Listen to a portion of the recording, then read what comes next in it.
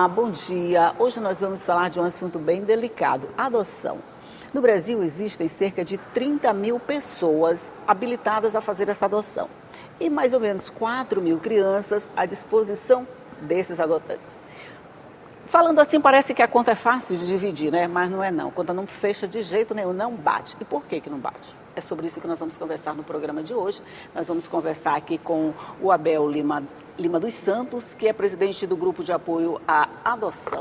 Bom dia, Abel, seja bem-vindo. Bom dia, Elda. Um prazer estar aqui com você, falar sobre essa causa que é tão importante para todos nós. Com toda certeza. Vamos falar desses números. Eu fiquei assim impressionada, porque quando você diz, se tem 30 mil pessoas querendo uma coisa e quatro pessoas dispostas a participar, 4 mil pessoas, a gente pensa, bom, vai sobrar gente sem adotar, querendo crianças para adotar. Mas e por que essa fila não anda? Por que esse número praticamente não diminui? Por que fica tanta criança ainda esperando uma adoção, Abel? Isso. É interessante isso e desde da nossa fundação, em 2016, ou seja, fizemos 9 anos de fundada agora, a gente busca fazer com que esse perfil dos pretendentes à adoção, né, mesclem com as crianças disponíveis.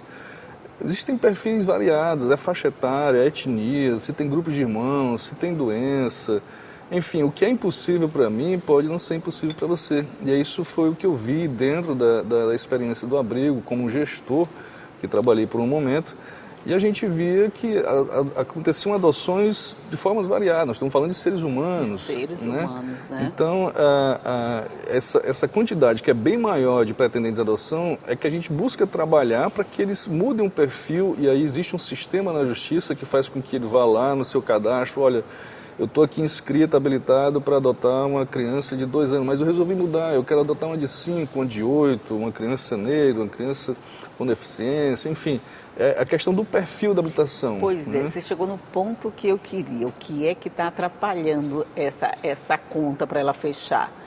As exigências que são feitas, ou não posso nem dizer exigências, as preferências que são colocadas na hora de se você se cadastrar. Normalmente as pessoas querem bebês, Isso. não é isso? De preferência Mulher. Isso. De preferência branquinhos. Isso. De preferência sem nenhum defeito. Isso. E, gente, não é assim. Não é assim, exatamente. Mas tem tantos exemplos que a gente, por estar envolvido voluntariamente nessa ONG, a gente ouve, Abel, eu estava cadastrado para receber uma criança, e aí de repente a assistente social me ligou, falou, olha, ele tem um irmão também de 2 anos. Ainda tem esse, você normalmente quer só uma pessoa, né? Mas Isso. quando são irmãos, a preferência é que... Também se elimina, né? Mas são vários atores nesse processo, né? Mas a gente não pode fazer com que essa escolha também ela seja forçada, né? Nós estamos falando de uma filiação, né? E aí eu falo isso porque alguns pretendentes às vezes se sentem com esse lado também, mas por que eu sou obrigado a mudar o meu perfil para uma situação que eu não estou disposto? Então tem que ser bem trabalhado isso. E até porque não vai dar certo se ela for obrigada a mudar esse perfil, levar quem ela não quer, né? A gente tem que pensar que a gente está fazendo uma coisa para a vida inteira. A vida inteira. Criança, a gente não é mercadoria que a gente pega lá na prateleira, se chegar em casa não agradar, a gente devolve. Não é bem assim. Não é bem assim, né? A adoção é um ato irrevogável, né? Então, quando o juiz defere lá a adoção, é uma forma de filiação, né? Somente. E aí eu lembrei de alguns termos que a sociedade brasileira, de uma forma, alguns, né, tendem a usar. Adoção não é filho de criação e nem uma filiação de segunda categoria, que isso fique bem claro. É apenas uma forma de filiação. E ao longo do tempo houveram alguns processos, algumas mudanças legislativas, culturais, enfim, o Código Civil, né, com algumas leis, enfim. Por exemplo, eu me lembrei agora do Estatuto da Criança e Adolescente, que é um termo também que a gente deve falar, que lá fala que a adoção ela tem que ser uma exceção, ela não pode ser a regra na vida de um ser humano, né? Porque a regra é que ele fique na família dele originária. Sim, claro, né? claro. A adoção é um processo quando o outro natural não dá certo, né? Exatamente, quando a família biológica não funcionou direitinho. Exatamente. Por algum motivo essa criança foi parar lá na fila de adoção. Isso, aí o juiz destitui o poder familiar daquela família e coloca em outra família, né? Você usou uma expressão aí que me chamou a atenção, é um processo irrevogável, quer dizer, ele não pode ser mudado, ele não volta atrás, mas Acontece, não acontece? Alguém devolve alguém? Isso. Como é que faz? E alguém, eu vou reformular a pergunta. Alguém devolve alguém e quando devolve, como é que faz? Então, na época do abrigo, infelizmente tive a oportunidade de presenciar apenas uma vez. Eu passei 1 ano e meio, quase 2 anos dentro do abrigo. No momento que a criança está sob o poder do adulto, é a guarda, né? Um termo utilizado no meio jurídico. E aí aquela guarda ela pode tanto não acontecer, a adoção, como também pode acontecer, como se fosse uma espécie de estágio probatório, né? E aí aconteceu isso, né? Mas na condição de já pessoa adotada, a gente não teve conhecimento. Eu particularmente, como até profissional do direito... Né? Depois que o processo é finalizado e formalizado, não tem mais como voltar atrás. Não tem mais como voltar atrás e a gente nunca presenciou. Mas acontece, a gente vê exemplos no Brasil, através de reportagens e tudo, né? Pois é, eu acho que tem muita coisa assim que... Agora sim, vamos voltar para esses números que eles precisam bater. Eu estou me esforçando aqui para fechar essa conta, estou me esforçando aqui. Se eu quero um bebê de meses, vamos dizer, se eu quero uma menina, se eu quero uma menina branquinha, se eu quero uma menina que não tenha doenças pré-existentes, de alguma forma, no meio desse processo, acontece, de vez em quando ou de vez em nunca, a pessoa muda essa opinião, você falou isso logo no começo, né? Isso. Que a pessoa pode reformular, mas isso é comum acontecer? É comum, às vezes o próprio pretendente à adoção ele não tem conhecimento dessa possibilidade, e aí a gente também informa isso, olha, você pode, como eu falei, inicialmente hoje em dia está tudo informatizado, tecnologia, então o próprio cadastro dele de casa ele pode fazer essa alteração, informando, lógico, para a vara da infância, que no caso aqui em São Luís, o que ele está fazendo. Olha, eu alterei meu perfil, se surgir uma criança em qualquer lugar do Brasil, nesse perfil estou à disposição, né? E também tem isso, né? Você pode daqui adotar uma criança lá do Rio Grande do Sul e o contrário pode acontecer, pode ser de qualquer lugar, não é necessariamente daqui. E isso são dicas que a gente dá. E quem quem cria essa abertura é o pretendente, é a pessoa habilitada. Olha, Abel, estou tempão no cadastro, nunca mais me ligaram. Mas vem cá, tu colocou lá a tua disponibilidade de viajar, de pegar essa criança, por exemplo, lá pela justiça lá do Piauí, de São Paulo, do Rio. Então é o pretendente que faz isso, né? É um cadastro, né, eletrônico. Cadastro né? de inteira responsabilidade de quem está se cadastrando, né? Do candidato a pai e mãe. Exatamente. É isso, né? Exatamente. Então, em casa mesmo eu posso fazer, não preciso nem ir lá na vara de infância, nem do juizado, nada? Aqui em São Luís, acredito que inicialmente não. Você pode fazer um pré-cadastro, mas depois você tem que ir lá na vara para deixar algumas certidões, alguns documentos importantes também para isso. Agora vamos para aquela outra pergunta assim, que todo mundo faz. Quem pode adotar? Então, tem o nosso site explicando exatamente toda a documentação e todos os detalhes, mas tem que ter uma diferença do adotante para adotar 16 anos de idade, pais, homens solteiros, mulheres solteiras, casais homoafetivos, enfim, existe uma lista de documentos que são exigidos legalmente para que você possa apresentar. Você passa por uma avaliação da assistente social, psicossocial, da vara da infância. Enfim, são basicamente isso, né? E é um processo que não lhe custa nada, ele é gratuito e não precisa de advogado, que fique bem claro também isso. Aqui em São Luís você pode procurar a primeira vara da infância no fórum do desembargador Sarney Costa, acredito que no 7º andar. Que já pode se candidatar. Isso. Essa diferença de 16 anos é interessante, quer dizer, uma pessoa que tem 25 anos, ela não vai poder adotar ainda. Isso, não vai, né? Porque 25 menos 16 dá 9, né? 9, né? Só fica com uma diferença de 9 anos, né? 9 anos.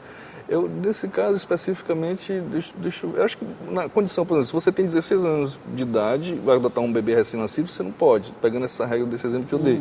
Mas talvez nesse caso, nesse exemplo que você está dando, talvez possa, né? Porque 25... Porque às vezes com 25 anos você já está com a vida estruturada, você já está com a vida formada, Isso. estabilizada. De repente você já pode ser responsável, se você quiser, por uma outra vida. Por uma outra vida, exatamente. Então, nesse caso que você deu, eu acredito que sim, né? Pelos cálculos que a gente fez aqui, mas na condição de 16 anos... Mas aí só deu 9, né? Deu uma diferença bem pequena entre adotante e adotado, né? Isso. Eu já estou querendo subverter as regras. Deixa eu chamar logo o intervalo antes de eu querer fazer mais coisa ao contrário. É só um minutinho, vou tomar água, ele também vai tomar água, vai tomar café e a gente volta para continuar conversando com você. Volto já já.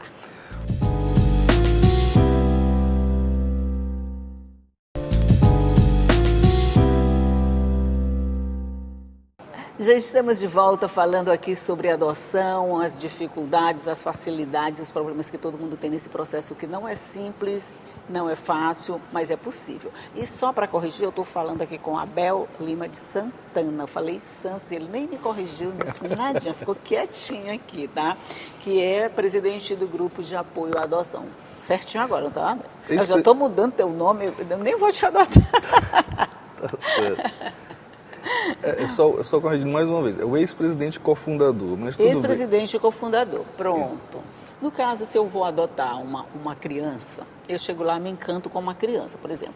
Eu vou visitar primeiro? Não. Não, você escolhe pelo cadastro? Também não. Também não, eu estou toda errada.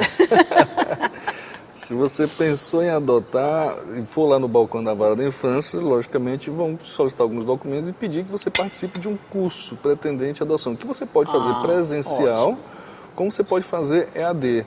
Abel, eu estou aqui no interior do Maranhão, eu não consigo, a vara aqui da minha cidade não disponibiliza isso. Onde é que eu posso? Você pode fazer online pelo Tribunal de Justiça de Minas Gerais, pelo Tribunal de Justiça do Maranhão também, inclusive vou mandar o link depois que tem um curso em aberto agora. Ótimo. Então, assim, você pode iniciar esse processo, porque vão fazer uma abordagem histórica, vão fazer uma abordagem jurídica, vão fazer uma abordagem de várias formas para que você possa materializar e ter certeza daquele ato, né, que é ser pai e ser mãe. Então, tudo começa com esse cadastro. Tudo começa com esse cadastro. Ótimo, aí passa lá por um curso. Tá, vai que me mandem me liguem dizendo que tem uma criança disponível dentro das características que eu escolhi, aí eu, me encanto toda, né?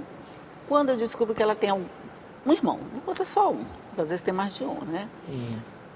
Eu tenho que levar os dois, eu não posso de forma nenhuma, como adotante, levar uma daquelas crianças? Você não, como você bem utilizou, ninguém é obrigado, mas é importante que essas famílias, essas crianças permaneçam no vínculo entre irmãos. E aí a psicóloga vai ver se existe algum vínculo entre esses irmãos. Há casos de que é necessária essa separação, eu já presenciei isso nessa circunstância. Então não é porque são irmãos que todos são unidos. É verdade. Entendeu? Verdade. A gente está falando aqui de afeto, né? Até mesmo na vida adulta. É uma coisa que não se cobra, não se vende, não se vende, né? É lidado espontaneamente. Tem uma frase muito importante que eu utilizo muito no meu dia a dia: o que une as pessoas são os laços afetivos, né? Então, se você conviver num ambiente só de muito atrito, nunca vai haver uma ligação, né? Esses laços nunca vão existir. Nunca vão existir, né? E é isso que é verificado, né, desses irmãos que estão no abrigo, e às vezes também por uma circunstância de doença. Às vezes o irmão tem um daqueles irmãos tem alguma doença muito grave que não conseguiu interagir com o outro irmão, e aí com isso facilita essa separação. Quer dizer, cada caso é um caso mesmo, né? Não tem regra, tem as regras pré-estabelecidas, mas na hora de estudar cada caso, vai ser estudado as particularidades daquele caso. Daquele caso. Entendi. Crianças com doenças pré-existentes, elas tendem a ser adotadas? Eu vi isso na época que eu trabalhei no abrigo. É possível, sim. Inclusive, há relatos de crianças que nascem com, por exemplo, com HIV, né? E ao mesmo tempo, quando são ali inseridas num tratamento intenso de medicação, e vai para uma família que cuida, que protege, que ama, aquele vírus não se desenvolve, entendeu? Então já existem muitas evoluções nesses aspectos, assim. E existem, é possível, sim, como até falei no início, o que é possível para mim pode ser possível para a senhora e para qualquer pessoa que está nos assistindo nesse momento. Com toda certeza. As adoções homoafetivas, como elas são encaradas? A gente já vê muitas famílias homoafetivas adotando até mais de 2 crianças. Eu já vi casos que eles adotam 3 crianças, que eu acho que é um ato de amor muito, muito grande, né? Você, de repente, pegar 3 crianças e começar a adotar. Como é que isso foi visto por vocês? Não, com a forma de família normal, né? O instituto que norteia, né, a família no Brasil é o IBDFAM, o Instituto Brasileiro de Família, que fala ali que o que é uma família? Uma ou mais pessoas que moram no mesmo local e que se ajudam de forma solidária. Então, a adoção por pessoas homoafetivas, casais, é uma forma de família natural e que, inclusive, a gente recebe mensagem no Instagram buscando informações, querendo saber, querendo entender como é que funciona isso. Porque, enfim, é mais um perfil que a gente quer e deseja que não haja nenhuma criança ou adolescente sem lar, dentro de um abrigo. Né? A partir da liberação de adoção para casais homoafetivos, essa fila começou a andar mais rápido, quer dizer, teve mais pretendentes, porque antes eles não podiam participar, não é?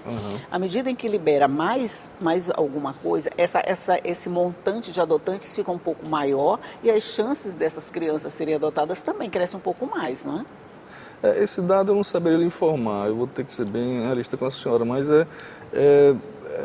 é mais um perfil de pretendente à adoção que vem a somar no sentido de tirar, né? Mas é importante que se trabalhe isso, porque às vezes é um plano de uma pessoa só, mas tem que ser um plano da família inteira. Tem que ser um plano da família, né? E se essa pessoa homoafetiva ou não for casada, já aconteceu, às vezes você está dentro de uma briga e você percebe que a mulher, no caso lá, estava mais disposta a se envolver, a um estágio de convivência que é chamado quando o adulto vai lá e começa a interagir com as crianças, do que o marido que está meio que distante. Olha, isso é um plano mais dela, não é meu, entendeu? Então, depois que o juiz vai lá e defere, olha, está adotado por fulano e por cicrano. É dos dois. É dos dois, entendeu? E aquilo ali vai se perdurar direitos e deveres, né? Inclusive a questão do patrimônio, né? É isso que a gente estava falando. Cada caso é um caso, É um né? caso, exatamente. Cada caso é um caso. Cada casal que vocês recebem, cada família que chega lá querendo um participante mais nessa família, é um caso a ser analisado com todo cuidado.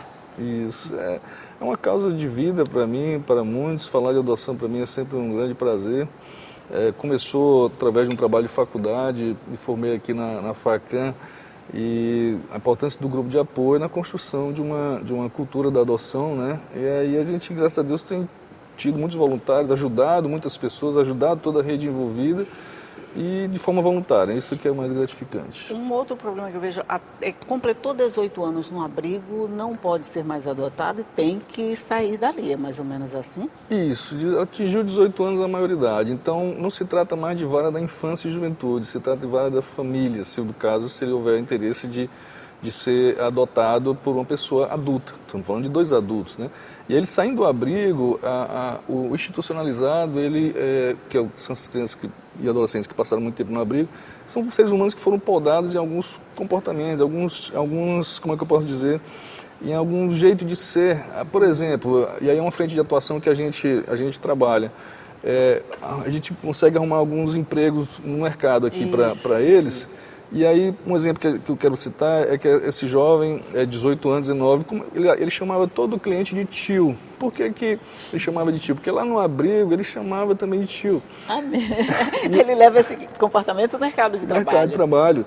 E a gente tenta auxiliar esse jovem, olha, não, essa pessoa não é mais seu tio, ele é um cliente, entendeu? Como qualquer outro. E aí ele não entende isso, aí você vai, a gente dá esse apoio, suporte, faz curso, tem os núcleos de apoio voluntário que fazem essa capacitação desses jovens para o mercado de trabalho, entendeu? É muito comum essa situação de crianças que ficam lá até a maioridade e precisam ser encaminhadas ao mercado de trabalho e não mais a uma família? Não, há casos, eu não saberia também mensurar, mas há casos sim. Existe uma pessoa que me tornei muito amigo dela, ela está se formando agora na UFMA em Direito. Então, assim, existem casos e casos, aqueles que passaram no vestibular, estão se formando, aqueles que foram para o mercado. Então, o que a gente quer, e é uma das frentes da atuação, é que esses jovens também nos busquem para trocar informações, buscar apoio, buscar auxílio, e a gente está aí disponível para ajudar da melhor forma, né? Eu imagino. Então, o que a gente vai ficar torcendo é para que essas famílias consigam se encontrar, quem quer ser adotado e a família que quer fazer uma adoção. Porque por mais, vou terminar o programa sem fechar a conta, né, de 30 mil com 4 mil, que eu pensei que ia ser fácil distribuir 4 mil entre 30 mil. Não é não, gente, não é não. Então tem muitos perrenguezinhos, muitas coisas para serem resolvidas ao longo do caminho e antes que a adoção se formalize, né? Tudo tem que ser resolvido antes. Antes, exatamente. Bem trabalhado, bem pensado e, como a gente fala, uma adoção legal, segura e para sempre. Ótimo. Só uma última pergunta, é uma absoluta curiosidade. Você tem filhos adotados? Ainda não. Ainda não? Eu tenho. Eu tenho? Eu já tenho. Bom. Pronto. Pois é, então você já sabe, quer adotar? Vai lá no cadastro, é o primeiro passo, se inscreve. Teve dúvida? Vai lá na vara da família, vai lá no juizado e pega todas as informações, monta seu perfil da forma mais facilitada para conseguir esse desejo que você tem, que você vai ver que você entra nesses 30 mil e já sai com o seu filho lá do outro lado. Deve ser muito bom. Eu garanto, é uma sensação muito boa, tá? Eu posso falar por experiência própria. Queria só falar das nossas redes sociais, Isso, do site, né? Tem um site que foi fundado, que foi criado, www.ameadoção.org.br. Pois é, esse nome que você está vendo aqui é esse aí. Pode entrar lá e pegar todas as informações e acompanhar o trabalho, né? Isso, o Instagram também é @ame_adoção, sem cedilha, sem acento. E estamos à disposição para ajudar quem quiser ser ajudado. Pois é, Abel Santana, muito obrigado por todas essas informações, por compartilhar com a gente todos esses conhecimentos, para ver se a gente bota essa máquina para rodar mais um pouquinho, né? Isso. Todo mundo que puder fazer alguma coisa é sempre uma coisa a mais. Se você puder distribuir amor, distribua. Compartilhe. Vai ser muito bom tirar todas essas crianças desses lares provisórios e dar para elas uma vida definitiva e principalmente mais segura e cheia de amor. Muito obrigada mais uma vez e bom dia. Obrigado, Eldo. Bom dia. Bom dia para você que está aí do outro lado, que já ficou sabendo tudo sobre adoção e saber como pode participar. Aproveite as informações da melhor forma. Tchau e até a próxima.